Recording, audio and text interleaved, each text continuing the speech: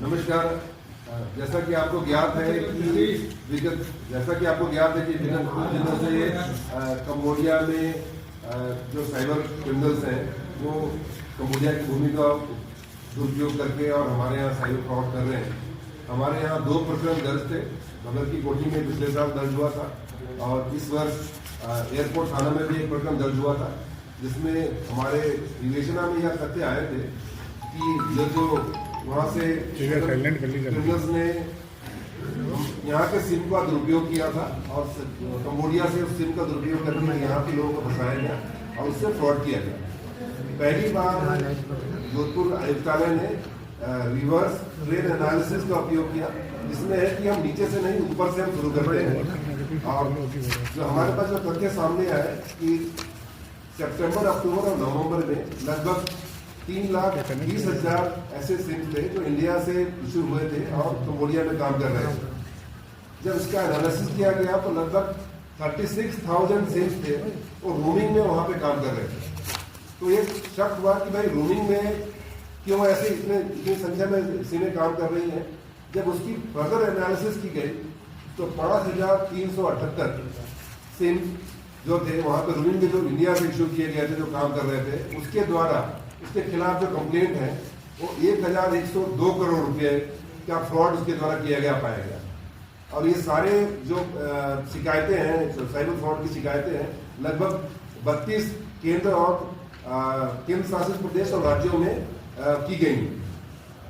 संपूर्ण घटनाक्रम की विवेचना की गई और इसमें अभी तक 2 प्रकरण दर्ज किए गए हैं। 6 लोगों की गिरफ्तारी की गई है, जिसमें 2 नागौर से हैं, 2 जोधपुर से हैं, 1 अजमेर से हैं, 1 लुधियाना से हैं। और उसके किंगपिन को भी चिन्हित कर लिया गया है जो मलेशिया के रहने वाले हैं। उनके खिलाफ लुकआउट सर्कुलर जारी करने के लिए आवेदन कर दिया गया है। और जो मोडस ऑपरेंडी जो हमारे पास सामने आया है कि भोले भाले लोग जब मोबाइल इशू कराने के लिए जाते हैं तो पहली बार आपको मोबाइल पहली बार में ही आपका जो अंगूठे का निशान है नहीं लेकर के दोबारा आपको कहते हैं कि कोई कमी और 2 बार 3 बार आपके नाम से ही वो सिम जारी हो जाती है। फिर एक मीडिएटर को ये सिम चंक में 200, 250 या 1000 की संख्या में दे दी जाती है और वो मीडिएटर फिर जो मलेशिया में जो साइबर क्रिमिनल है उनको दे दी जाती है, जो कि कम्बोडिया में इसको यूज करते हैं रोमिंग में। ये जो 4 जो साइबर क्रिमिनल्स हैं जो कम्बोडिया के रहने वाले हैं, इनका चिन्हीकरण कर लिया गया है। इनके नाम मैं बताना चाहूँगा, जो कि मलेशिया से आकर दिल्ली में रहे और दिल्ली से आकर के जयपुर के इंटरकॉन्टिनेंटल होटल में रहे हैं और जहाँ इनकी मुलाकात हुई है। इनका नाम है ली जियान हुई, लो डिन खैन, चिन यू मिंग और लियोन कैन मैक। ये किंगपिन है, इनकी गिरफ्तारी के प्रयास कर रहे हैं। इसके साथ ही जो जितने राज्य हैं इसमें इन्वॉल्व हैं, जैसे हमारे यहाँ भी 200 से ज़्यादा मोबाइल नंबर्स का दुरुपयोग करके लगभग 25 करोड़ का फ्रॉड किया गया है राजस्थान में। इस संबंध में सारे जिलों को भी लिखा जा रहा है और उनकी भी गिरफ्तारी की जाएगी।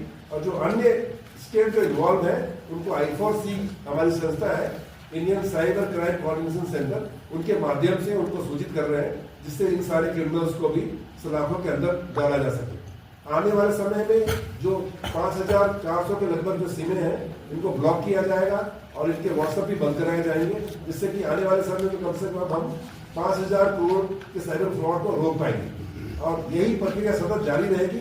लगभग 36,000 जो रोमिंग में जो नंबर चल रहे हैं उनकी भी एनालिसिस की जा रही है और आने वाले समय में उसको अन्वेषण का हिस्सा बनाया जाएगा। आपके पास कोई सवाल हो तो सवाल का जवाब। सर, जो ये आपने बताया